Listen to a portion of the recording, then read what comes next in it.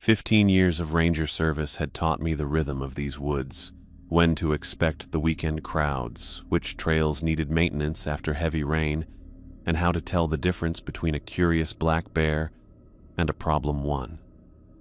I checked my watch. 9:17 a.m.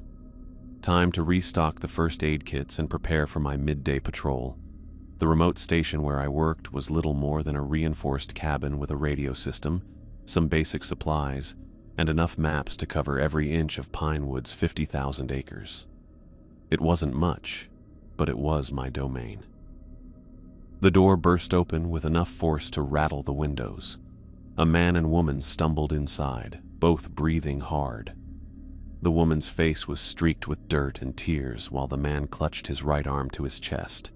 The sleeve of his flannel shirt was torn and stained dark with what looked like dried blood. "You have to help us," the woman gasped, her eyes wild with fear. "Something killed our dog. It's still out there." I stepped around my desk, immediately switching into emergency response mode. "Slow down. Take a seat." I gestured to the bench against the wall. "Are either of you seriously injured?" The man grimaced. "Just my arm. I fell while we were running." I grabbed the medical kit from the shelf and approached them. "I'm James Miller, head ranger for this sector. What are your names?" "Sarah Jenkins," the woman said, still clutching her husband's good arm. "This is my husband, Mike." As I examined Mike's arm, a nasty gash, but nothing life-threatening, I ran through my standard questions. "When did this happen? Where's your campsite located?" "Last night. We're at Site 47 up by Clearwater Stream," Mike answered, wincing as I cleaned his wound. "Something attacked our campsite," Sarah continued, her voice quivering. "It wasn't a bear or mountain lion. I've seen those before. This was different." I nodded professionally while applying antiseptic to Mike's cut. I'd heard variations of this story countless times before. Campers were notoriously bad at identifying wildlife, especially at night when fear took hold. "What did it look like?" I asked, keeping my tone neutral. Sarah leaned forward. "It was pale, almost white, and human-shaped but wrong. Too thin, too tall." Her fingers dug into her husband's arm. "It stalked around our campsite for an hour before it went for Buddy." "Buddy?" "Our retriever," Mike explained. 3 years old. It tore him apart while we hid in the tent." I finished bandaging his arm and stood up. "I understand how frightening encounters with predators can be, especially at night. Most likely it was a mountain lion. They can appear much larger and more threatening in darkness." Sarah shook her head violently. "No. It stood on 2 legs. It had arms, not paws. And its eyes." She shuddered. "They glowed yellow in our flashlight beam." The conviction in her voice gave me pause, but I'd learned long ago that terror warps perception. I'd had campers swear they'd seen everything from Bigfoot to aliens after encountering a particularly large black bear. "I'll head out there right away to investigate," I said, walking to the equipment locker. "I need you both to stay here while I check it out. There's coffee in the pot and emergency rations in the cupboard if you're hungry." I pulled out my field pack and began loading supplies: GPS unit, first aid kit, water, radio, and my tranquilizer gun. Standard procedure for wildlife incidents. If it was a mountain lion or bear, I'd track it and determine if it needed to be relocated. "I'm coming with you," Sarah said suddenly. I looked up in surprise. "That's not advisable, Mrs. Jenkins. If there is a dangerous predator in the area—" "I need to get Buddy's remains," she interrupted, her voice cracking. "We can't just leave him out there." "Sarah, maybe you should stay here with me," Mike suggested, but she shook her head. "No, I need to do this." Her eyes met mine, filled with a determination that seemed to outweigh her fear. "Please." Something about her insistence troubled me. Most visitors were eager to stay away from wildlife encounters, not return to them. Either she was in deep denial about what had happened, or I pushed the thought away. "Mr. Jenkins, how's your arm feeling?" Mike flexed his fingers carefully. Sore, but I'll manage if we need to go back. You should rest it, I said. Stay here, keep it elevated. I'll take your wife to recover your dog's remains and check for signs of whatever attacked your campsite. He seemed relieved at my suggestion, which further confirmed my suspicion that the encounter had shaken him badly. I turned to Sarah. If you're coming with me, there are rules. Stay close at all times. If I give you an order, follow it immediately without question. If I tell you to run, you run. Understood? Sarah nodded, wiping her face with her sleeve. I understand. I finished packing, added extra supplies for Sarah, and slung the tranquilizer rifle over my shoulder. As I led her toward the door, I noticed how her eyes darted nervously to the forest line beyond the station. We'll find out what happened, I assured her, though I was already categorizing this as another case of mistaken identity. Probably a mountain lion, maybe a bear, nothing I hadn't handled dozens of times before. I had no way of knowing that this routine call would change everything I thought I knew about Pinewood National Park and what lurked in its deepest shadows. The forest seemed to press in around us as Sarah and I made our way through the northern section of the park.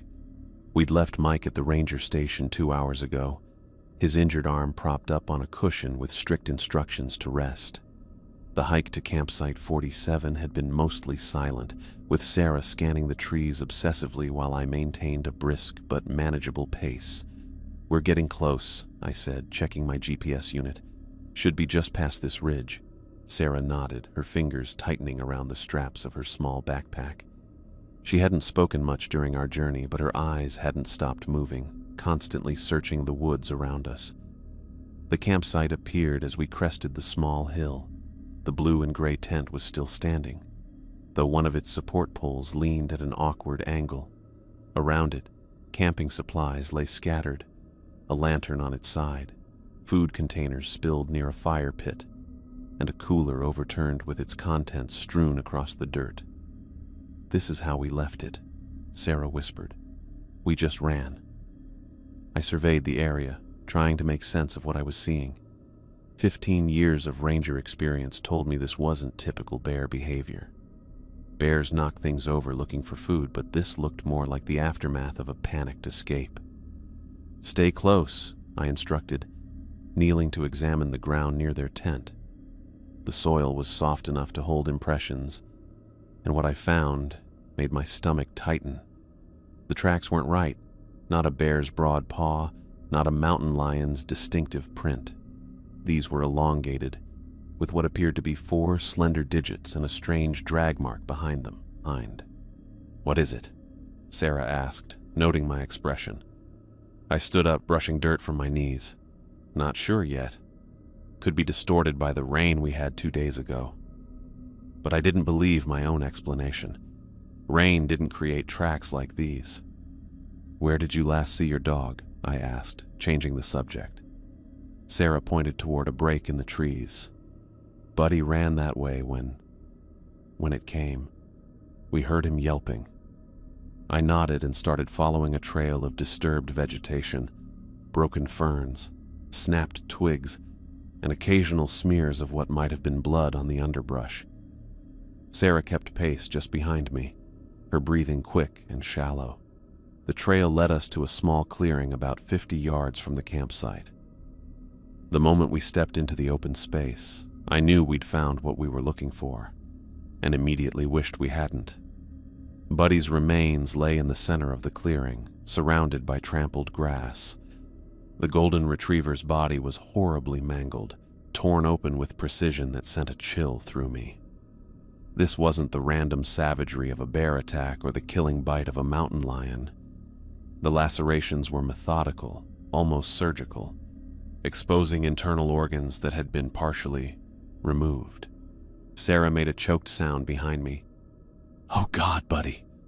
I held up my hand to keep her from rushing forward, scanning the area for any immediate threats before letting her approach. As Sarah knelt beside her pet, I became aware of something else.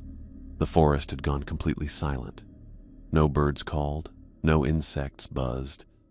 Even the breeze seemed to have died. leaving the woods in an unnatural stillness that raised the hair on my neck. In 15 years of ranger service, I'd never experienced anything like it. "Something's wrong," I said quietly, removing the tranquilizer gun from my shoulder. "It's watching us," Sarah whispered, still crouched by her dog. "I can feel it." I wanted to dismiss her words as the product of trauma and grief, but my own instincts were screaming warnings. The silence was too complete, too deliberate. We were being observed. Slowly, I scanned the clearing, then the trees surrounding it, looking for any sign of movement. When I glanced at Sarah, I saw her frozen in place, her eyes fixed on a point above my head. "It's here," she breathed, her voice barely audible. I turned, following her gaze, and raised my eyes to the tree line 20 feet above us. My mind refused to process what I was seeing for several seconds. Perched on a thick branch was a figure that should not exist. Pale, almost translucent skin stretched over a skeletal frame. Its limbs were impossibly long and thin, jointed in ways that seemed wrong. The creature's head was somewhat human in shape, but too elongated, with sunken cheeks and a mouth filled with what looked like rows of needle-like teeth. But it was the eyes that froze me in place, glowing yellow, reflecting the afternoon light like a nocturnal predator's, fixed intently on us without blinking. This wasn't a bear. This wasn't a mountain lion. This wasn't anything I'd ever been trained to handle. The creature tilted its head, studying us with unsettling intelligence.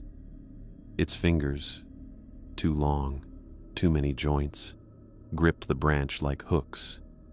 15 years of training momentarily abandoned me as I stared at the impossible creature. I couldn't breathe or move for a terrible moment. Then Sarah's quiet whimper broke through my paralysis. These people had come to me for help. Whatever this thing was, my job was to protect the park's visitors. In one smooth motion, I raised the tranquilizer rifle to my shoulder, took aim at the center of the creature's chest, and fired. The dart struck true, embedding itself in the pale flesh. The creature looked down at the dart with an almost curious expression. Then, instead of collapsing as any normal animal would, it threw back its head and let out a high, piercing scream that was neither animal nor human. Before I could reload, the creature launched itself from the branch with shocking speed, leaping to another tree and then disappearing into the canopy, leaving only swaying branches to mark its passage. "What the hell was that?" I gasped, breathing heavily. Sarah's face had gone deathly pale. "That's what killed Buddy. That's what I've been trying to tell you." I stared at the spot where the creature had vanished, the tranquilizer gun suddenly feeling inadequate in my hands. In all my years as a ranger, I'd never encountered anything like this, something that shouldn't exist, but undeniably did. "We need to get out of here," I said, already scanning the trees for signs of movement. "Right now." Sarah clutched at her arms, shivering despite the afternoon warmth. "What about Buddy?" I made a split-second decision. "Take your dog's remains back to the clearing. Wrap him in something from your tent. I need to follow that thing." "Follow it?" Sarah's voice rose. "Didn't you see what it did to Buddy? What it almost did to us?" "That's exactly why I need to track it," I replied, checking my tranquilizer gun. "If that thing is in my park, I need to know what it is and where it came from. Other visitors could be in danger." Sarah's eyes darted between me and the direction of the campsite. "I don't want to be alone out here. The clearing is only 50 yards that way," I pointed. "Stay there with Buddy's remains. I'll be back as soon as I can." I could see the reluctance in her eyes, but she nodded. "Please be careful. Take this." I handed her my flashlight. "If anything happens, anything at all, you run straight back to the campsite, then follow the trail to the ranger station. Mike will be waiting there." After making sure Sarah was heading back toward the clearing, I turned my attention to tracking the creature. The thing had left obvious signs of its passage. Too obvious. Broken branches hung at unnatural angles. Deep gouges marked several tree trunks, with fresh sap on them. I moved deeper into the forest, following the trail of destruction. The tranquilizer gun felt increasingly inadequate in my hands. I had hit the creature directly in the chest, and it had barely slowed down. Something about that wasn't right. The dose I'd used would have dropped a full-grown grizzly. 15 minutes into my pursuit, I noticed I'd crossed into the northeastern section of the park, an area I rarely patrolled because of its rough terrain and distance from the main camping zones. The trees grew thicker here, blocking much of the sunlight. The tracks changed. Instead of obvious markers, I now had to rely on subtle signs. A disturbed patch of moss, a single broken fern frond, barely perceptible impressions in the soft earth. Whatever this thing was, it was getting smarter about covering its trail. After another 15 minutes, the trail abruptly ended beside a massive fallen oak. I stopped, breathing slowly through my nose to maintain silence. The forest had gone completely still. No birds, no insects, not even the whisper of wind through the trees. The same unnatural silence I'd experienced in the clearing with Sarah. I scanned my surroundings, tranquilizer gun raised and ready. My eyes moved methodically from tree to tree, looking for that pale figure against the dark bark. Nothing. The hairs on the back of my neck stood up. I was being watched. I turned slowly in a complete circle, scrutinizing every shadow, every dark space between trees. Still nothing. But the feeling persisted, growing stronger with each passing second. The attack came from above. A rush of movement was my only warning before a weight crashed onto my shoulders, driving me face first into the forest floor. The tranquilizer gun flew from my grasp, landing several feet away. Hot pain exploded across my left arm as something razor-sharp sliced through my uniform sleeve and into flesh. The creature's weight was crushing, far heavier than its skeletal frame suggested possible. I struggled to turn, to fight back, but it had me pinned with inhuman strength. Its breath hit my neck in hot, ragged pants that smelled of rot and copper. Another slash of pain across my back. I grunted, managing to twist partially onto my side. The movement created just enough space for me to jam my elbow backward. It connected with something solid, earning a hiss from the creature. Using the momentary advantage, I heaved with all my strength and rolled, dislodging the creature enough to scramble toward my weapon. My fingers closed around the tranquilizer gun just as the creature recovered and lunged again. Its face was inches from mine.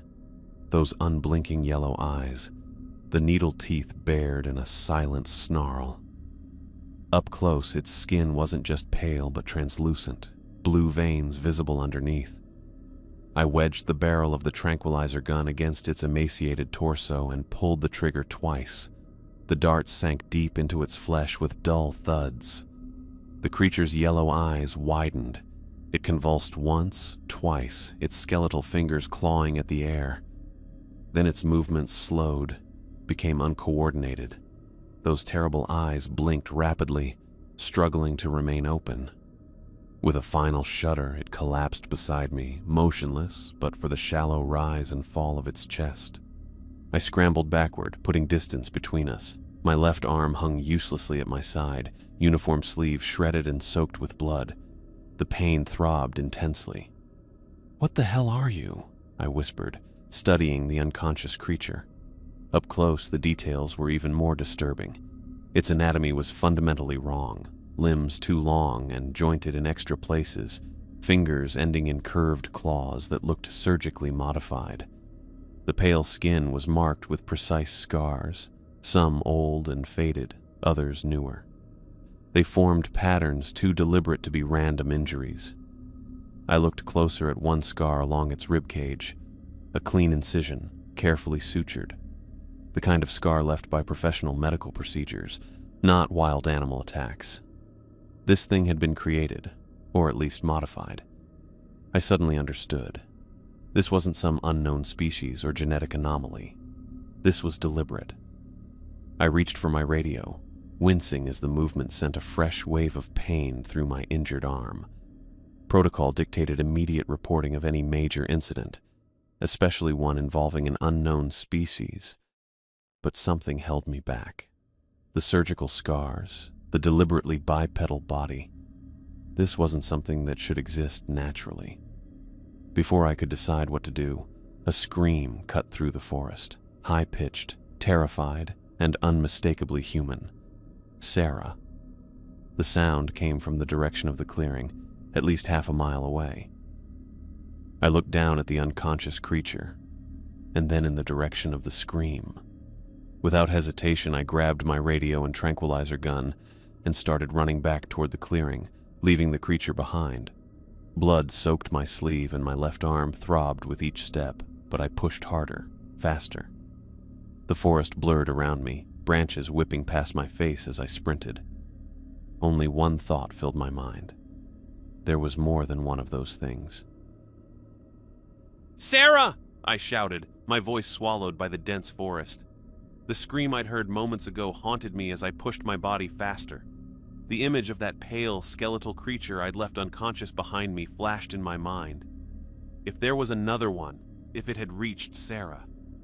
I crashed through thick bushes into the clearing, nearly stumbling as I felt dizzy.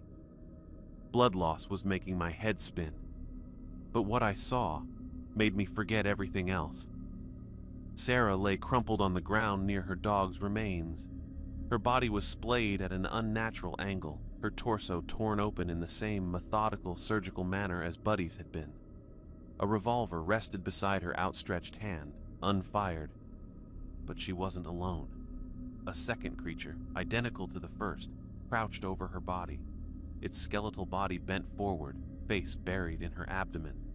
Wet, tearing sounds filled the clearing as it fed. Something snapped inside me. The analytical, protocol-following ranger was gone, replaced by pure, white-hot rage. I drew my sidearm with my good arm, aiming directly at the creature's head. "Hey!" I shouted. The creature's head jerked up. Its face was smeared with Sarah's blood, yellow eyes widening as they looked at me. Those needle teeth parted in a silent hiss. I fired 3 shots in rapid succession. The bullet struck the creature's chest and face. Black fluid, not red blood, but something darker, thicker, erupted from the wounds. The creature lurched backward, its elongated limbs flailing as it tried to maintain balance. It turned to flee, moving with the same unnatural speed as the first one. "No, you don't," I growled, pursuing with my gun raised. I fired again, and again, and again. Each shot hitting its mark as the creature staggered between the trees. My final bullet caught it in the back of the skull, and it collapsed face first into the underbrush. I approached cautiously, gun still aimed though I knew it was empty. The creature didn't move. Using my boot, I nudged it over onto its back. Empty yellow eyes pointed up at the sky, black fluid leaking from multiple wounds. Its chest didn't rise or fall. Dead. I stepped back, suddenly aware of my ragged breathing. My arm throbbed violently, and my vision blurred at the edges. I holstered my empty gun and returned to where Sarah lay. Up close, the brutality of her death was even more apparent. The creature had torn into her with precision, removing organs as if following some twisted surgical procedure. Her face, though, was untouched, eyes open and glassy, pointing toward the darkening sky above. I knelt beside her and gently closed her eyelids with my fingertips. "I'm sorry," I whispered, my voice breaking. "I shouldn't have left you alone." The forest grew darker around us as evening approached.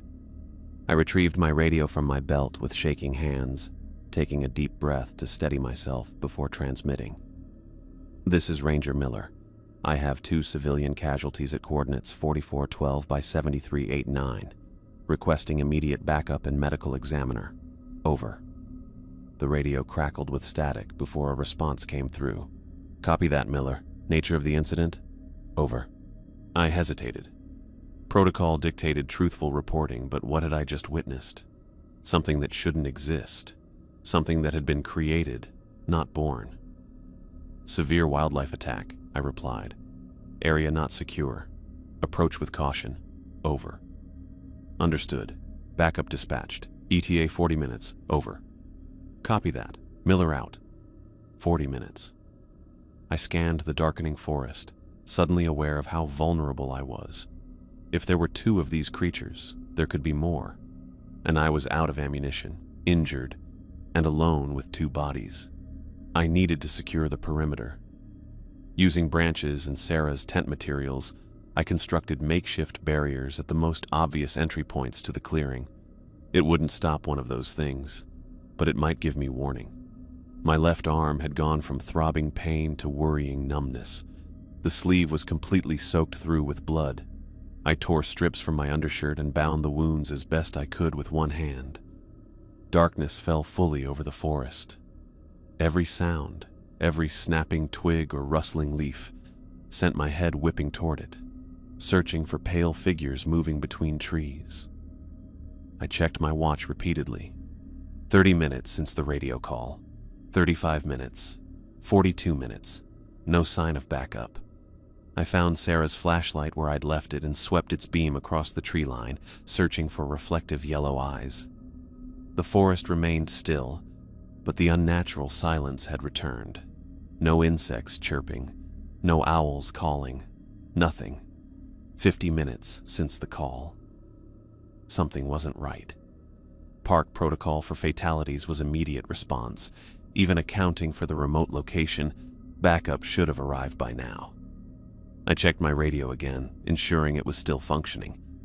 The battery indicator showed full power, but when I tried to transmit another message, I received only static in return. I suddenly realized I was alone out here, with whatever those creatures were, and help wasn't coming as expected. I positioned myself with my back against a large oak tree, giving me a clear view of the clearing while protecting my blind spots. Sarah's unfired revolver lay heavy in my hand. I'd retrieved it and checked the cylinder. 6 rounds, better than nothing. Time passed slowly. Every shadow seemed to move. Every dark space between trees could hide one of those pale, skeletal bodies. My injured arm throbbed painfully, reminding me of my vulnerability. I checked my watch again. Over an hour since my call for backup. Where the hell was everyone? Every sound made me jerk Sarah's revolver toward the darkness. The forest remained unnaturally silent, as if holding its breath. I checked my watch again. 5:43 a.m. Almost 6 hours since my call for backup. When the first gray light of dawn filtered through the trees, I allowed myself a small measure of relief. Whatever those creatures were, they seemed to prefer darkness. But that relief was tempered by growing unease about the missing response team. The crackle of my radio startled me after hours of silence. Ranger Miller, this is Extraction Team Alpha. Approaching your coordinates. Do you copy? I grabbed the radio. Copy that. Clearing is 50 yards northeast of campsite 47. Be advised area may not be secure. Understood. ETA 3 minutes. I rose stiffly from my position against the tree, muscles protesting after hours of stillness. I kept Sarah's revolver ready as I scanned the tree line. The extraction team appeared at the western edge of the clearing, 4 rangers in standard uniforms, moving with practiced efficiency. Behind them came 2 men in unmarked black tactical gear, their expressions grim and professional. Something about them immediately set off warning bells in my mind. No Park Service insignia. No name tags, no standard issue equipment. One of the rangers rushed toward me, Carlos Diaz, a veteran I'd worked with for years. Jesus, Miller, what happened to you? His eyes went wide at the sight of my blood-soaked sleeve. Before I could answer, the 2 men in black approached Sarah's body. Without speaking, they knelt beside the remains and began examining her with clinical detachment. No photographs, no documentation. No evidence markers. Nothing that resembled standard protocol for a fatal wildlife attack. Miller, Carlos prompted, pulling my attention back. You need medical attention. I nodded towards Sarah. 2 casualties. Female victim was killed by an unknown predator. Not a bear, not a mountain lion. I've never seen anything like it. And the predator, I killed it. Over there. I pointed toward where the creature's body lay at the edge of the clearing. There's another one about half a mile northeast. I tranquilized it, but I don't know if it's still down. One of the black uniformed men rose immediately. Team 2, check the northeast quadrant. Subject described as neutralized, but potentially mobile. He spoke into a radio concealed in his collar. Carlos looked confused. Team 2. What's he talking about? I shook my head, equally puzzled. Standard park protocol didn't include multiple extraction teams or men in unmarked uniforms. A woman in a ranger medic vest approached and began examining my arm. Deep lacerations. You'll need stitches and antibiotics. As she cleaned and rebandaged the wound, I watched the men in black tactical gear load the creature's body into what looked like a specialized containment unit, a reinforced metal case with biohazard symbols and digital locks. No photographs were taken, no measurements, no samples collected. What about standard wildlife attack protocols? I asked the medic quietly. She glanced toward the men, then back to my arm. They're handling it. Who are they? She didn't answer, focusing intently on my bandage. When she finished, Carlos helped me to my feet. Regional Director Fletcher wants you at headquarters for debriefing. I need a hospital, I protested. After the debriefing. Carlos wouldn't meet my eyes. Orders. The two men in black approached us and one extended his hand to Carlos. We'll take it from here. This is James Miller, head ranger for... We know who he is. The man cut Carlos off. Ranger Miller, we need your full account of the incident. I straightened, wincing as pain shot through my arm. I've already radioed in the basics. 2 civilians dead from an attack by unidentified predators. I killed one and tranquilized another. The man nodded as if I'd confirmed something. The bear has been neutralized. Good work. Bear? I stared at him. That wasn't a bear. His expression didn't change. The rogue grizzly has been terminated after fatally attacking 2 visitors. That's what happened here. A third team arrived at the clearing, these in standard ranger uniforms. They approached Sarah's body with body bags and stretchers. No forensic equipment, no cameras, just swift, efficient removal of the evidence. Wait, I said, stepping toward them. That's not right. You need to document the scene. This wasn't a bear attack. The man in black placed a firm hand on my uninjured shoulder. Ranger Miller, you've experienced a traumatic event and lost blood. Medical evaluation indicates possible shock. Let's get you to headquarters where you can rest and provide your official statement. I looked around the clearing. Rangers were wrapping Sarah's body without taking a single photograph. The containment unit with the creature was already being loaded into an unmarked black SUV I hadn't noticed before. The entire scene was being sanitized with disturbing efficiency. Carlos, I appealed to my colleague, you know this isn't protocol. Carlos looked away. Just go with them, James. Please. The grip on my shoulder tightened, not threatening but unmistakably firm. I was being managed, not assisted. With no real choice, I allowed myself to be led to another vehicle. The men in black flanked me on either side. As we drove away, I watched through the rear window as the clearing, and all evidence of what had really happened there, disappeared from view. The park headquarters building appeared through the trees. We bypassed the main entrance and the medical facility, heading instead to the administrative wing. My arm throbbed with renewed intensity as we walked down the sterile hallway toward the conference room. Regional Director Fletcher sat at the head of the long table, expression unreadable behind wire-rimmed glasses. Beside the director sat the 2 men in black who had escorted me from the clearing. Ranger Miller, Fletcher gestured to a chair across the table. Please sit. I remained standing. With all due respect, Director, I need medical attention. My statement can wait. Sit down, James. Fletcher's tone left no room for argument. I lowered myself into the chair, careful not to jostle my injured arm. I understand you've had a difficult night, Fletcher began, sliding a folder across the table. I've reviewed the preliminary report. A tragic bear attack that claimed the lives of 2 campers.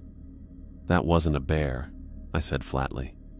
What I encountered was bipedal, humanoid, with surgical scars across its body. It had modified anatomy and intelligence. It was something that shouldn't exist in nature. The room fell silent.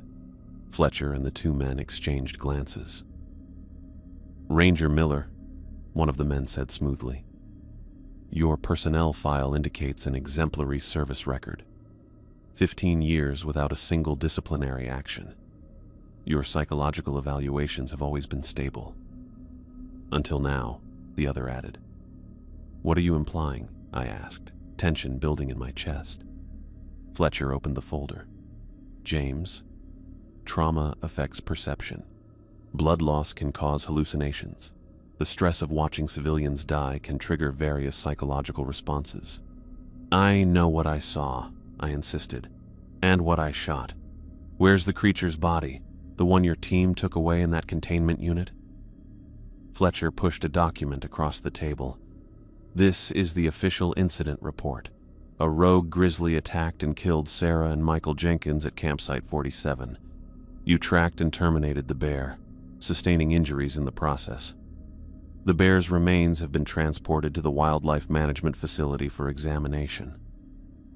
I stared at the falsified report, anger building. "That's not what happened." "It is what happened." Fletcher's voice hardened. "And you're going to sign this statement confirming it." "Why would I do that?" The man to Fletcher's right opened a laptop and turned it toward me. On the screen was a satellite image of a modest suburban house with a red SUV in the driveway. I recognized it immediately. "Your sister lives in Portland, correct?" he asked quietly. "Martha Miller, science teacher at Roosevelt High School. Lives alone since her divorce last year. What does my sister have to do with this?" "Nothing," Fletcher said evenly. "And we'd like to keep it that way." I looked between them. "You're threatening my family to cover up whatever those things are." "No one is threatening anyone," the second man said. "We're simply emphasizing the importance of accurate reporting and the consequences of fabricating fantastic stories about government conspiracies." "I never said anything about a government conspiracy," I noted, watching their expressions carefully. Fletcher pushed a pen toward me. "Take a month of paid leave, James. Your arm needs time to heal. When you return, this unfortunate incident will be behind us." I stared at the falsified report, feeling both angry and scared. The satellite image of my sister's house remained visible on the laptop screen, a reminder of what was at stake. "And if I refuse, then we'll be forced to reevaluate your psychological fitness for duty," Fletcher replied. "Extended psychiatric evaluation, possible medical discharge. And of course, the stress might lead you to make concerning statements about government experiments and conspiracies. Such paranoia could require intervention for your own protection." With my good hand, I picked up the pen. I signed the document, each stroke an admission of defeat. "Wise choice," Fletcher said, collecting the papers. "Report to medical for treatment, then take your leave. Your position will be waiting when you return." I rose from the chair, looking each of them in the eye. "When I come back, this won't be over." The man with the laptop smiled thinly. "I think you'll find that it is, Ranger Miller." As I turned to leave, Fletcher called after me. "James, what happened in those woods was a tragedy. Don't make it worse by inventing monsters that don't exist." I paused at the door, the image of those yellow eyes and surgical scars fresh in my mind. The only monsters I've seen today are sitting in this room. I walked out before they could respond, my mind already racing. They could force me to sign papers. They could threaten my family. But they couldn't make me forget what I'd seen. Something wasn't right in Pinewood National Park, and those creatures were just the beginning. For now, I would play along, get medical treatment, take my leave, let them think they'd won. My first day back was awkward. The station went quiet when I pushed through the doors, my uniform still stiff from 2 months of disuse. "Welcome back, Miller," someone muttered, without making eye contact. I moved to my locker. 2 months of mandatory leave hadn't dulled my memories of what I'd seen in the forest. That pale, skeletal creature with surgical scars and unnatural joints. The creature that officially didn't exist. Carlos looked up from his desk as I passed. Now he glanced away quickly, suddenly interested in his incident report. "Morning, Carlos," I said. "James." He nodded without looking up. "Glad you're better." Better. The word stood between us like a barrier. According to my file, I'd suffered from stress-induced hallucinations after a traumatic bear attack. I'd signed the falsified report to protect my sister from Fletcher's threats. But I hadn't forgotten. Not one detail. I checked the duty roster and found my name assigned to night patrols, the least desirable shift, typically given to rookies or rangers being pushed toward retirement. Message received, Fletcher. The day dragged by with paperwork and equipment checks. Conversations stopped when I approached the break room. Rangers who once sought my advice now avoided me in the hallways. By sunset, I was almost relieved to head out on patrol, away from the tense silence. As I drove along the main access road, I pulled out the park map I'd modified during my leave. The northeastern section, marked on official maps as the Ecological Research Zone, had been labeled Sector 7 on the archive's older maps I'd discreetly photocopied. This section was where I'd encountered the creatures, where Sarah Jenkins had died. I parked my vehicle at a designated patrol point and continued on foot, veering off the standard route once I was out of sight of the main trails. The forest was different at night, shapes blurred, distances distorted. Every snapping twig made me think of elongated limbs and needle teeth. The first security measure I found was disguised as a wildlife monitoring station, a metal box mounted on a tree with the Park Service logo. But the high-definition camera inside was military-grade, with infrared capabilities and satellite uplink. Nothing in the park's budget could afford equipment like that. I photographed it with my phone and continued deeper into Sector 7, documenting 3 more similar stations. When I encountered a motion sensor disguised as a rock formation, I recorded its location in a small notebook I kept hidden in my boot. Over the next 2 weeks, I established a routine. During day shifts, I was the model ranger, following protocols, completing reports, accepting the cold shoulder from my colleagues. At night, I explored Sector 7's perimeter, building a comprehensive map of security measures and access points. In the station's archives, I pulled incident reports going back 10 years, copying them during quiet overnight shifts when no one was watching. In my cabin, I created a timeline on my closet wall, hidden behind hanging uniforms. Red pins for bear attacks, blue pins for missing hikers, yellow pins for restricted area violations. The pattern was undeniable, all clustered around Sector 7's boundaries, with frequency increasing over the past 3 years. 3 weeks into my investigation, I encountered my first real breakthrough. While documenting a particularly sophisticated camera array deep in Sector 7, I heard footsteps approaching through the undergrowth.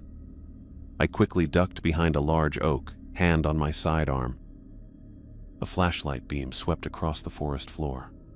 I recognized the walking pattern before I saw the face. Marcus Chen, senior ranger, 25 years at Pinewood.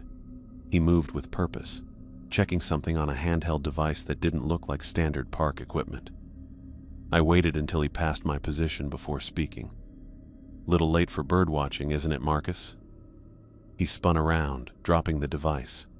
I kept my tone casual, as if finding another ranger in a restricted area at 2 a.m. was perfectly normal. "Jesus, Miller."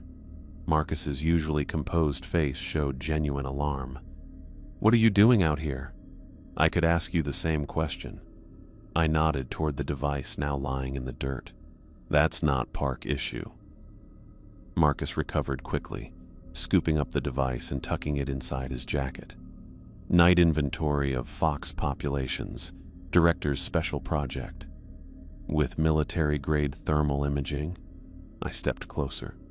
"At 2 in the morning, in a restricted area?" His eyes narrowed, looking me over. Marcus was pushing 50, with salt and pepper hair and the weathered face of someone who'd spent decades outdoors. He was respected, reliable, and completely by the book, not someone I'd expected to find sneaking around at night. "You should head back to your patrol route, Miller," he said, voice hardening. "Some areas are restricted for good reason. Like keeping the public safe from bears?" I made air quotes around the last word. Something flickered across his face. Recognition, maybe, or concern. He glanced at the scars visible on my wrist where my sleeve had pulled back. "I heard about your incident," he said carefully. "I'm sorry about the civilians. Bears can be unpredictable. It wasn't a bear." "James, you know it wasn't." I stepped closer, lowering my voice. "You've seen them too, haven't you? The creatures." Marcus's face closed like a shutter. "I don't know what you're talking about." "I checked the response records, Marcus. You were first on scene for 3 bear attacks in the last decade, all in this sector, all with the same unusual victim presentations." I paused, watching his expression. Surgical precision, missing organs. No wildlife has that MO. He glanced over his shoulder, then grabbed my arm and pulled me deeper into the trees. When we were well away from the trail, he released me and turned, his expression grim. "You need to drop this, Miller. Go back to your cabin, do your job, and forget whatever you think you saw." "Like you have?" I challenged. "How long have you known?" Marcus ran a hand over his face, suddenly looking older than his years. "This isn't a conversation we should be having." "Then when should we have it? After more visitors die? After more rangers get threatened into silence?"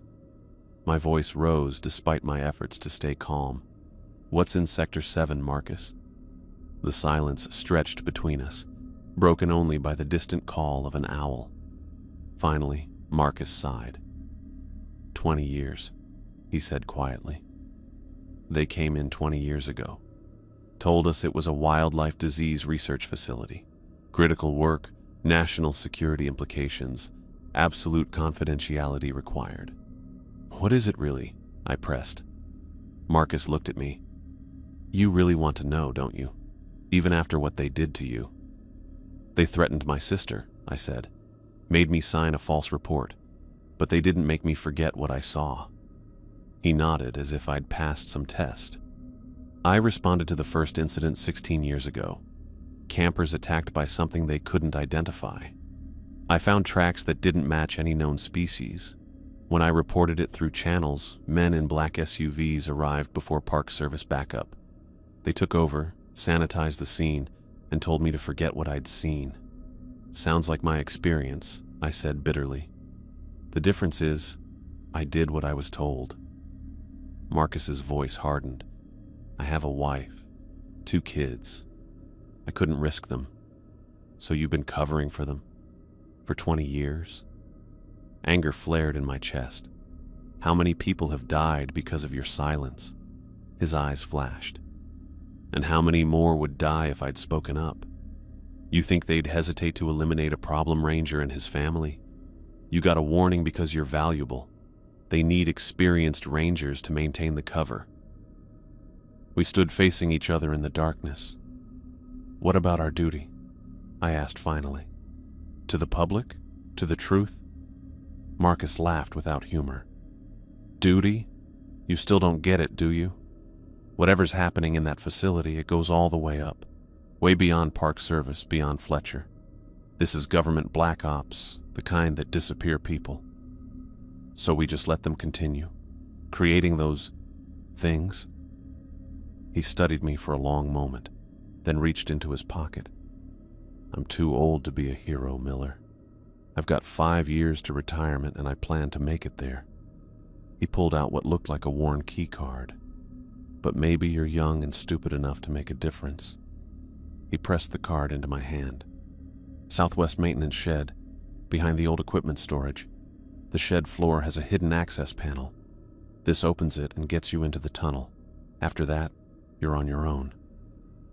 I stared at the key card, a simple white plastic rectangle with a magnetic strip worn at the edges. "Where did you get this?" From the first responder who found the initial escape, before they cleaned house and replaced half the staff. Marcus's eyes bored into mine. If anyone asks, we never had this conversation. I never gave you anything. I'm not sacrificing my family for your crusade. I slipped the card into my pocket. Thank you. Don't thank me, he said grimly. I'm probably signing your death warrant. But you're going to keep pushing until you find the truth or they stop you permanently. At least this way you have a fighting chance. He turned to leave, then paused. If you make it inside, don't trust anyone.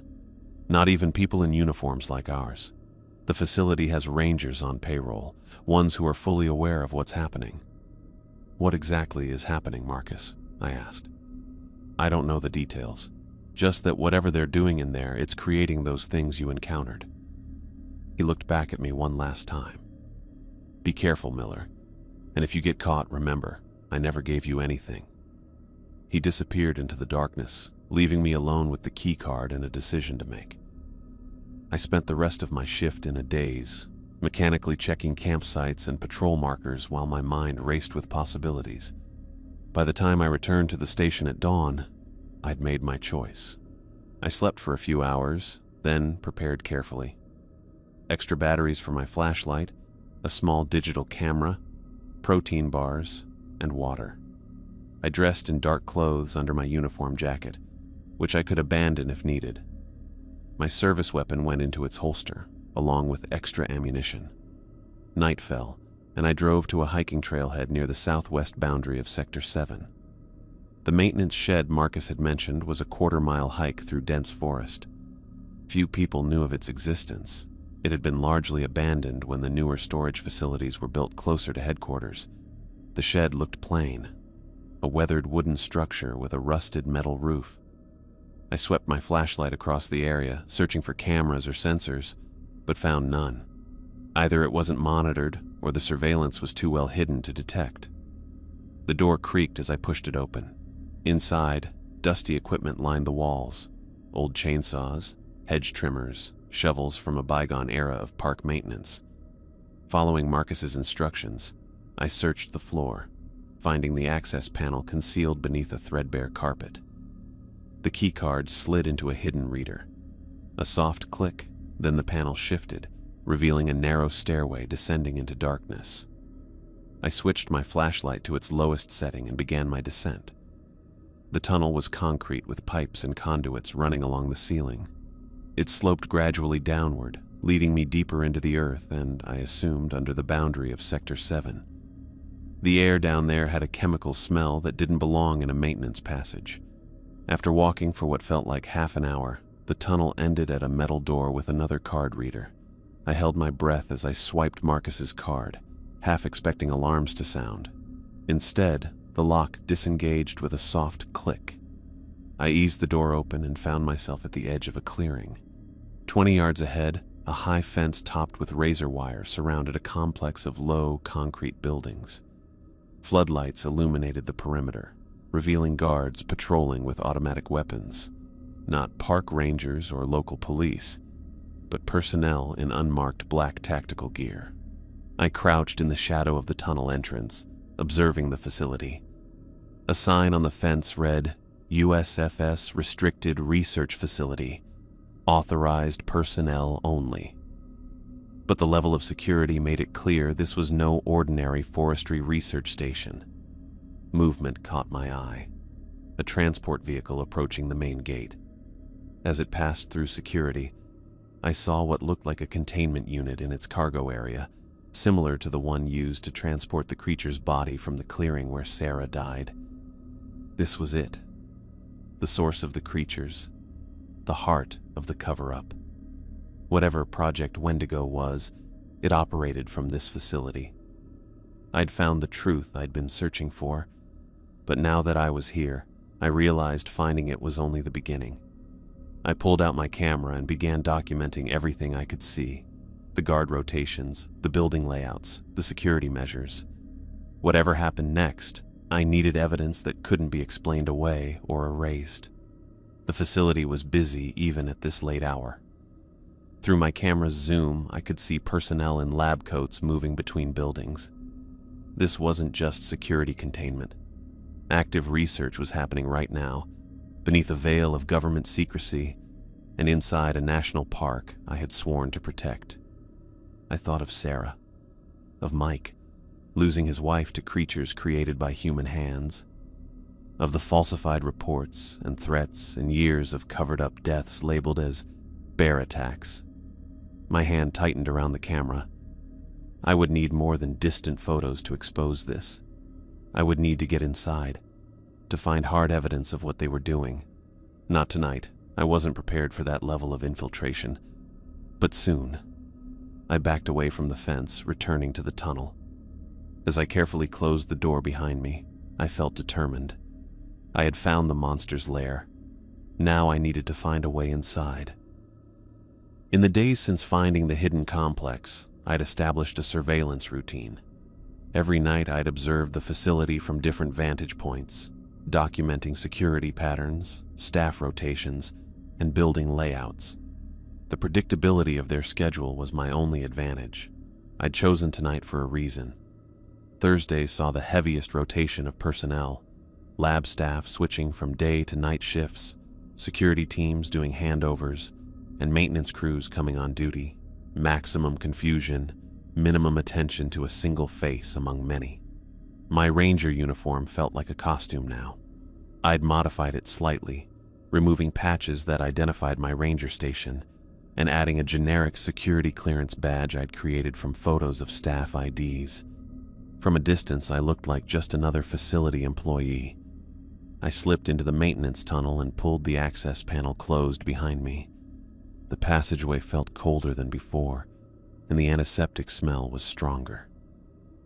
My flashlight's beam bounced off concrete walls as I moved deeper beneath Pinewood National Park. At the tunnel's end, I paused. Through the small observation window in the metal door, I could see personnel crossing between buildings. Groups of researchers in lab coats, security teams with sidearms, maintenance staff pushing carts of equipment, all moving with purpose, none paying attention to the little-used maintenance exit. I took a deep breath and swiped Marcus's card. The lock disengaged with a soft click. I pushed the door open and stepped into the crisp night air, immediately walking like someone who belonged there. No one challenged me as I crossed the open area between the tunnel exit and the nearest building. I blended in with the white lab coats and security uniforms around me, just another worker heading toward the main research building. Another swipe of Marcus's card at the building's side entrance, and I was inside. The bright fluorescent lighting was jarring after the darkness outside. I nodded at two passing researchers who barely glanced my way. The corridor stretched ahead, doors labeled with numbers and biohazard symbols. I followed the signs toward records, where Marcus had suggested I might find documentation of whatever experiments were happening. The administrative section was quieter, with fewer personnel on the night shift. I passed a janitor buffing the floor, who merely nodded as I walked by. The records room door had another card reader, and I felt nervous as I swiped Marcus's card once more. Would his access extend this far? A moment's hesitation, and then the light turned green.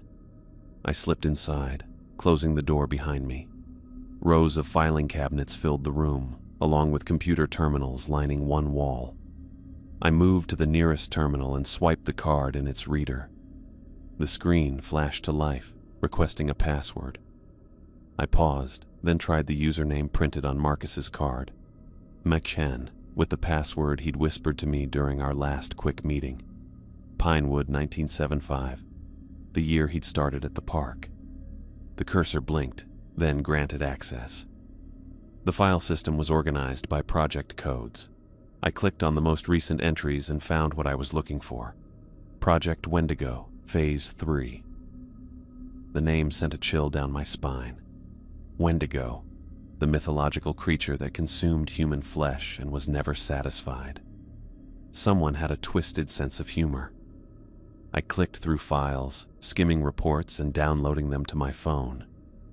The technical language was dense, but the meaning became clearer with each document.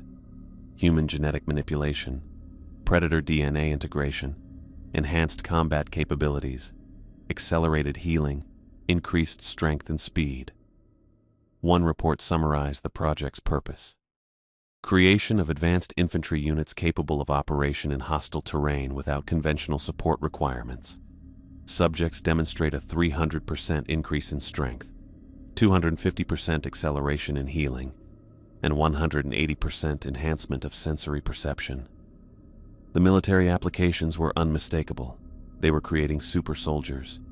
I found a personnel file listing the project's subjects: all death row inmates, all officially declared deceased in prison records. They had volunteered in exchange for commuted sentences, though the documentation suggested the volunteers had little understanding of what they were signing up for. Then I found the security breach report, dated exactly 6 months earlier. Containment failure in Sector 4 during routine power cycling. Subjects W7, W9, and W12 escaped primary containment. Emergency Protocol 7 engaged. Facility lockdown initiated at 0217. The follow-up report came 3 days later. Subjects W7 and W9 neutralized and recovered. Subject W12 remains unaccounted for.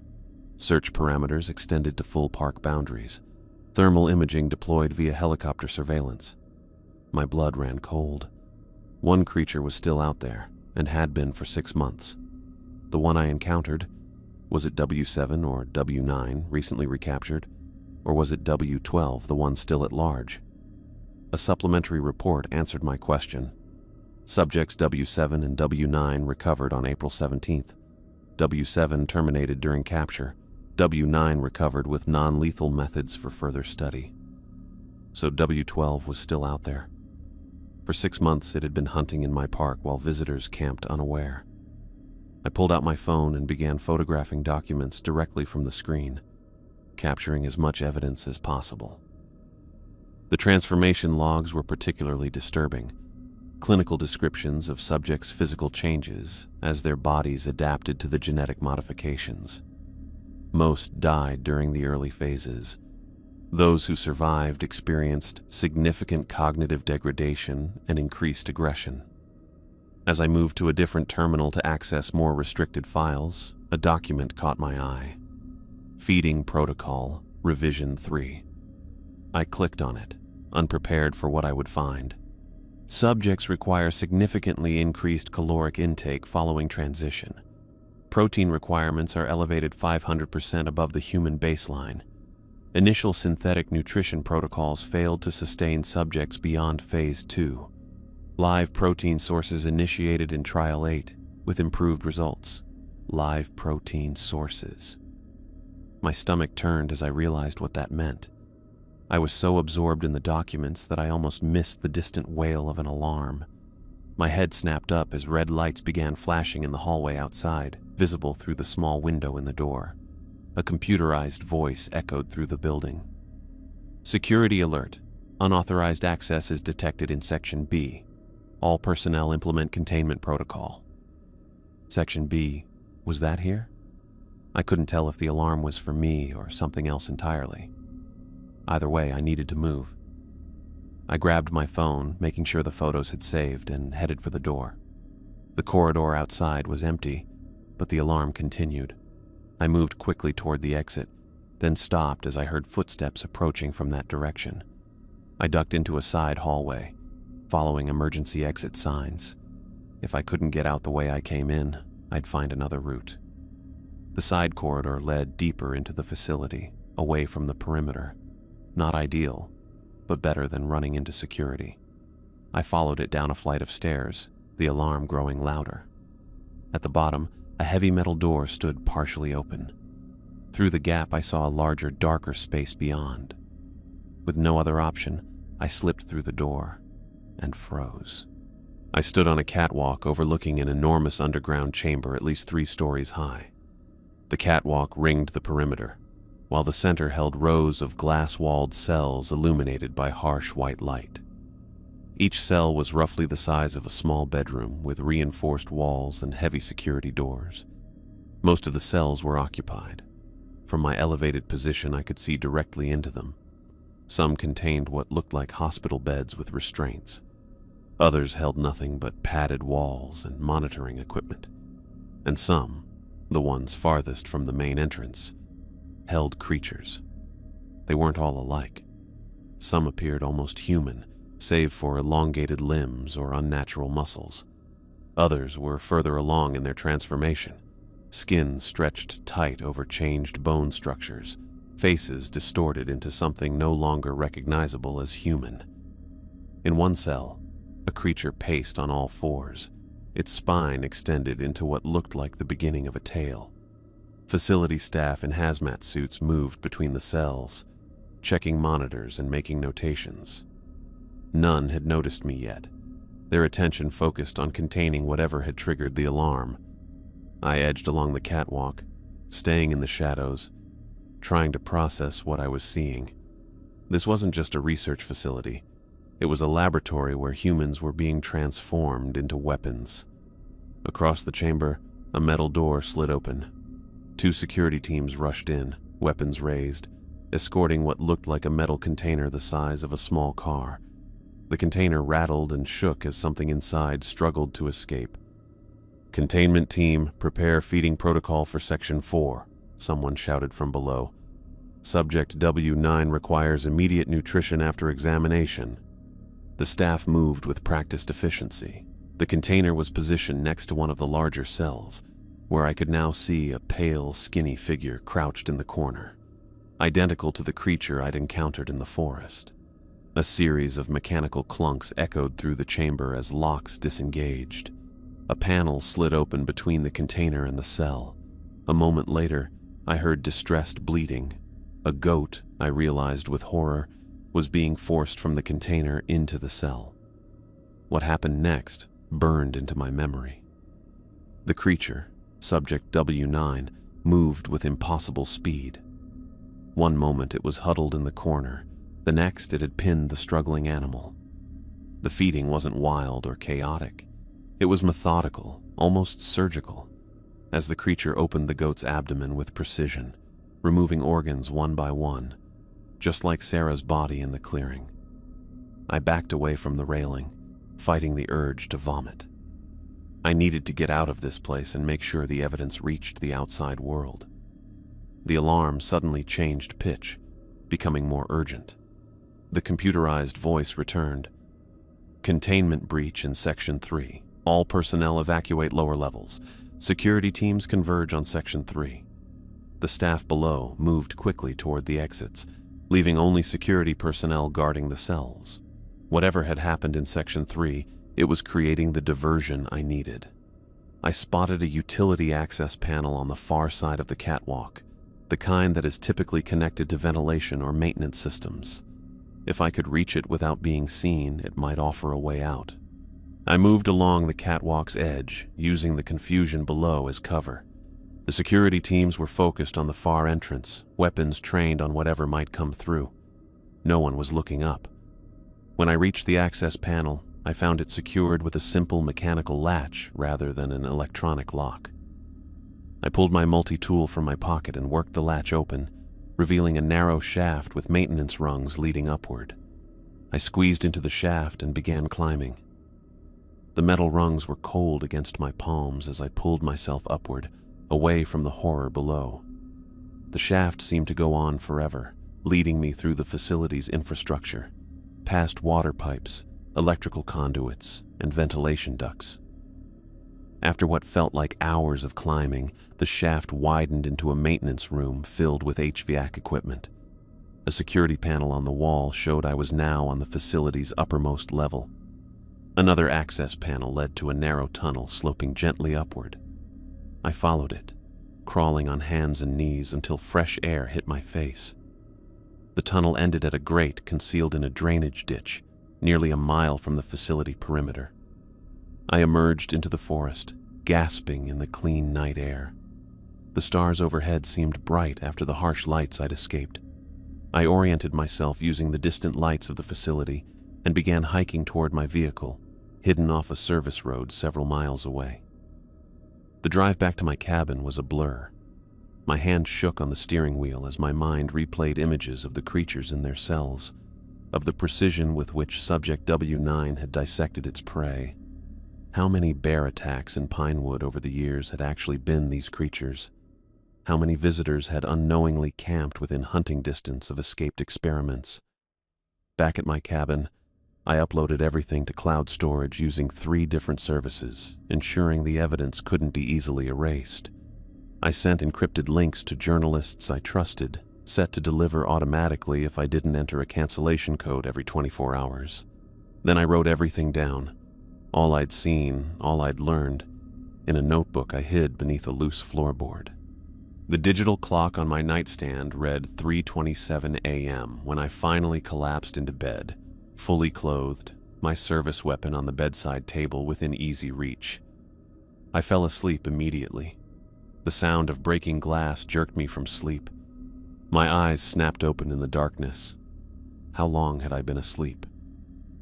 The clock read 15 a.m., less than 2 hours. Another crash from the front room. I reached for my weapon, but before my fingers could close around it, my bedroom door burst open. 3 figures in black tactical gear rushed in, moving with military precision. I rolled off the bed, reaching for the weapon I kept strapped beneath the frame, but never made it. Something sharp pierced my shoulder. Immediately, warmth spread through my body, followed by a heaviness in my limbs. Tranquilizer. Professional grade. I fought to stay conscious as 2 of them lifted me.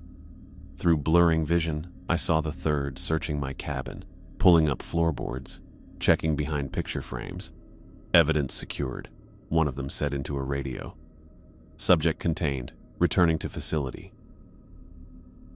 The leather restraints bit into my wrists as I woke up on the cold metal table. The preparation room was sterile and bright. They'd taken my boots, my belt, everything that might serve as a weapon. Almost everything. Subject is prepped for initial baseline, a voice said from somewhere behind me. Dr. Harrison wants full biometrics before the procedure. Copy that. I'm going to grab the neural mapping equipment. Watch him. Footsteps moved away. A door opened and closed, and then silence fell. I counted slowly in my head, waiting for the right moment. When I reached 60, I twisted my right wrist and felt the cold metal of the scalpel I'd managed to palm during the struggle at my cabin slip into my hand. One of the men in tactical gear had set his equipment case down briefly while they were restraining me. A momentary opening was all I needed. Years of wilderness survival training had made my hands quick. I worked the blade against the leather, careful not to trigger the monitoring equipment. The restraint was thick, designed to hold much stronger subjects than me. Sweat beaded on my forehead as I sawed through the tough material, keeping my breathing steady, my movements hidden from the cameras I'd spotted in the corners of the room. The first restraint gave way with a soft snap. I kept my arm in position, making it appear as though I was still bound. The second restraint was easier to reach. As I worked on it, I recalled the events that had led me here. After being captured at my cabin, I'd been transported back to the facility. Director Fletcher had been waiting, cold disapproval on his face. "You've made a serious miscalculation, Ranger Miller," Fletcher had said. "Did you really think we wouldn't monitor Chen's access card? The moment you used it to enter restricted areas, we knew." I hadn't responded. Let them think they'd won. Let them believe everything was contained. The second restraint broke free. I remained motionless, listening intently for any approaching footsteps. The preparation room was small, clinical, with counters full of equipment and medications I couldn't identify. A large observation window looked out into an adjacent control room, currently empty. I started working on the ankle restraints when a distant alarm began to wail. Red emergency lights flashed in the hallway, visible through the small window in the door. The computerized voice I'd heard during my previous infiltration echoed through the facility. Perimeter breach detected. Western sector compromised. All security personnel implement Protocol Omega. This is not a drill. My pulse quickened. Protocol Omega. I'd seen that designation in the files I'd accessed. Full containment response for invasive threats. Something was attacking the facility from outside. The final restraint broke free just as the door to the preparation room burst open. A scientist in a lab coat rushed in, panic clear on her face. She froze when she saw me sitting up on the table. "How did you—" she began. But I was already moving. I leapt from the table, the scalpel concealed in my palm. I didn't want to hurt her, but I couldn't afford to be restrained again. I grabbed her arm, spun her around, and pressed the scalpel gently against her neck. "What's happening?" I demanded. Perimeter breach," she stammered.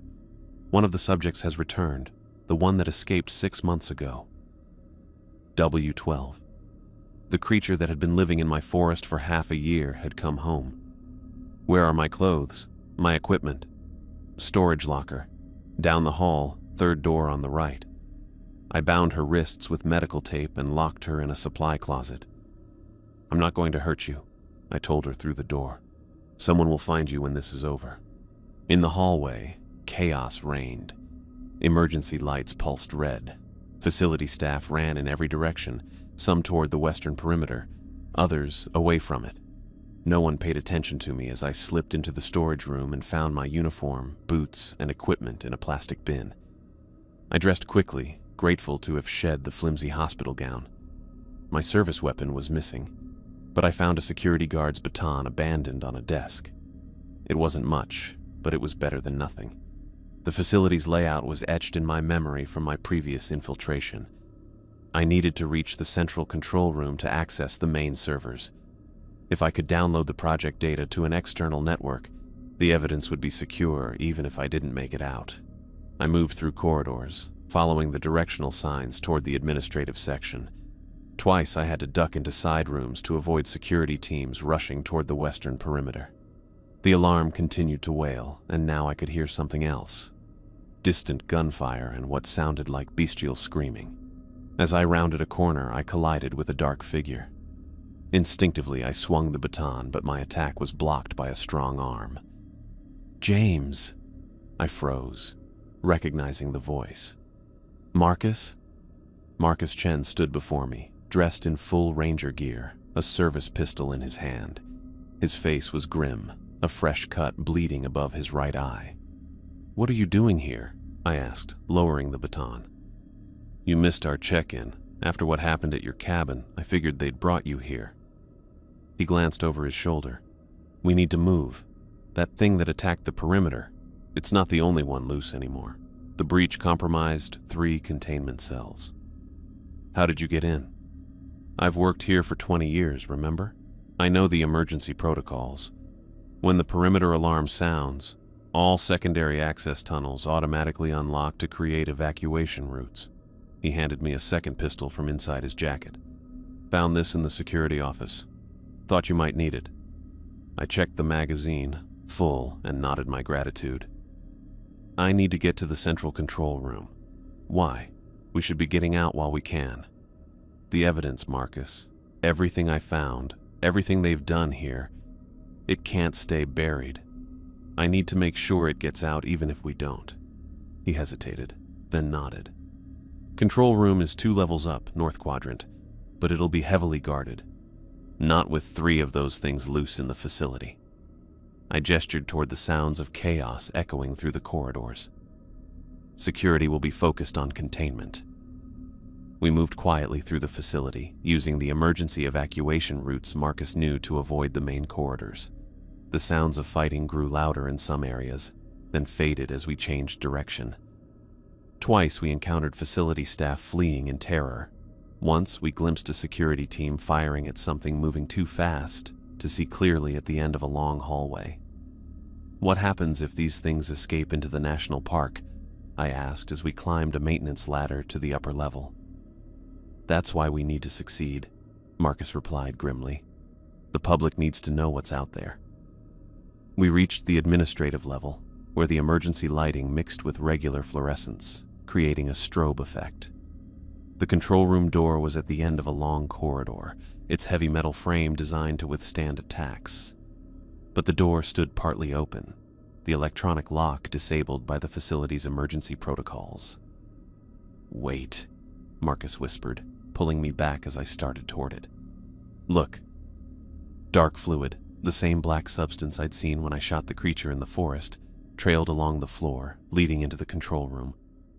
"One of them is already inside," I said quietly. Marcus checked his weapon. "I'll go first, draw its attention. You get to the main terminal and download everything you can. We go together." He shook his head. "One of us needs to make it out with that data. If we both engage and both go down..." He was right, and we both knew it. I nodded reluctantly. "Be careful. When this is over, I'm putting in for early retirement," he said with a grim smile. "Somewhere far from any national parks." Marcus moved forward in a crouch, weapon raised. I followed several paces behind, keeping to the shadows along the wall. The control room beyond was large, filled with monitoring stations, each with multiple screens displaying different areas of the facility. At the center stood the main server terminal, my target. The room appeared empty at first glance, but the trail of black fluid led behind a row of equipment cabinets. Marcus signaled for me to circle left while he approached from the right. I moved silently toward the main terminal, weapon ready. 3 steps in, I heard a soft scraping sound from above. I looked up just as a pale figure dropped from the ceiling panels. The creature landed between me and Marcus, its emaciated body tense and ready. It wasn't like the others I'd encountered.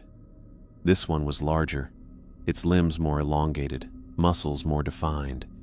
Surgical scars crisscrossed its body, but they were old, healed. It had been living wild for 6 months, hunting and adapting. W-12. The creature's head turned between us, yellow eyes calculating. Before either of us could fire, it moved with blinding speed, lashing out at Marcus with clawed hands. Marcus dodged, firing 3 shots that the creature evaded with inhuman reflexes. "Go!" Marcus shouted at me. "Get to the terminal." I sprinted for the central console as Marcus engaged the creature, drawing its attention. My hands flew across the keyboard, accessing the main server. Years of filing digital reports at the ranger station had made me proficient with the system's basic architecture. I found the Project Wendigo files and began transferring everything to external servers, the same cloud accounts I'd used before, plus government oversight agencies, major newspapers, international media outlets, anywhere and everywhere that would ensure the data couldn't be erased. Behind me, the fight continued. Gunshots, the crash of equipment being thrown aside, Marcus's shouts and the creature's inhuman screeching. I forced myself to focus on the screen, watching the progress bar as the files transferred. That's when I noticed something else in the system. Emergency protocols, including one labeled Failsafe Containment. I opened it and found exactly what I needed. A self-destruct sequence designed to prevent catastrophic containment breach. The facility had been built with a last resort. I initiated the sequence. A new warning flashed on all screens. Facility purge protocol initiated. All personnel evacuate immediately. Detonation in 15 minutes. A new alarm joined the others, this one deep and pulsing. Automated announcements began counting down the time remaining. I turned from the console to see Marcus pinned against the wall, the creature's clawed hand around his throat. His gun lay useless on the floor yards away. Without hesitation, I raised my weapon and fired. The bullet struck the creature's back, causing it to release Marcus and whirl toward me. It let out a horrible scream and charged. I emptied the magazine, each shot hitting center mass, slowing the creature but not stopping it. Marcus had recovered his weapon and fired from behind, the combined assault finally bringing the creature to its knees. Black fluid poured from multiple wounds as it collapsed, still trying to crawl toward us even as its strength failed. "We need to go," I said, helping Marcus to his feet. Deep gashes across his chest leaked blood through his torn uniform. 15 minutes until this place is gone. "Did you get the files out?" he asked, grimacing with pain. "Everything," and I triggered the facility's self-destruct. He nodded with grim satisfaction. Let's not waste it then. We staggered from the control room just as the announcement echoed, 13 minutes to detonation. The corridors were in complete chaos. Staff fled in all directions, abandoning equipment and research. Security forces had either evacuated or been overwhelmed. Twice we encountered other creatures, not the enlarged W-12, but regular subjects who had escaped containment. We avoided rather than engaged, using Marcus's knowledge of service corridors to skirt around them. The facility was built with multiple emergency exits leading to the surface. We headed for the nearest one, a utility elevator that would take us to a concealed exit half a mile from the main perimeter. 8 minutes to detonation. The elevator doors opened, revealing a security team led by one of the men in black who had taken me from my cabin. Recognition flashed in his eyes, followed by rage. "Stop them!" he shouted as we dove for cover behind a concrete pillar. Gunfire erupted, bullets chipping away at our meager shelter. Marcus returned fire, giving me a chance to aim at the emergency lighting panel on the wall. My shot struck true, sending the corridor into darkness, illuminated only by intermittent flashes from gunfire. We used the confusion to advance, firing blindly toward the elevator. The guards fell back, seeking their own cover. Just as we reached the elevator doors, a figure lunged from the shadows. Another creature, this one moving on all fours. It landed on Marcus's back, teeth seeking his neck. I fired my last rounds into the creature's head, the close-range shots finally stopping it. But the damage was done. Marcus collapsed, blood pouring from wounds too severe for him to continue. "Go," he gasped, pressing his keycard into my hand. "Get out. Make sure they don't bury this." "I'm not leaving you." I started to lift him, but he pushed me away with surprising strength. "One of us has to make it." He coughed, blood speckling his lips. "I'm already done, James.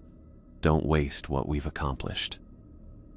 The security team was regrouping, shouting to each other as they prepared to advance on our position.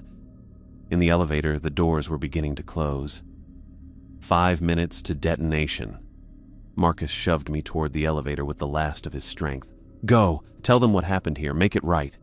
I stumbled into the elevator just as the doors closed. The last thing I saw was Marcus turning to face the approaching guards, raising his weapon for a final stand. The elevator ascended rapidly, bringing me to a small utility building disguised as an environmental monitoring station. As I emerged into the fresh night air, the first explosions began deep underground. The earth shook beneath my feet. I ran through the forest, putting distance between myself and the facility as secondary explosions followed the first. Behind me, fire burst from ventilation shafts and hidden access points. The facility was destroying itself from within, burying its secrets under tons of concrete and earth. But not all the secrets would stay buried. Not anymore. I kept running until I reached the emergency cache Marcus had shown me weeks earlier, a weatherproof container hidden inside a hollow tree, containing supplies for rangers who might become stranded during winter storms. Inside, I found water, energy bars, a first aid kit, and a satellite phone that wasn't connected to park communications. By dawn, federal authorities had arrived at Pinewood National Park. Helicopters circled overhead as government vehicles established a perimeter. The official story released to the public spoke of an underground gas leak that had caused an explosion and triggered a forest fire. I watched from a distance as visitors were evacuated. The park closed indefinitely for environmental assessment. Rangers I had worked with for years directed traffic and maintained order, unaware of what had really happened beneath their feet.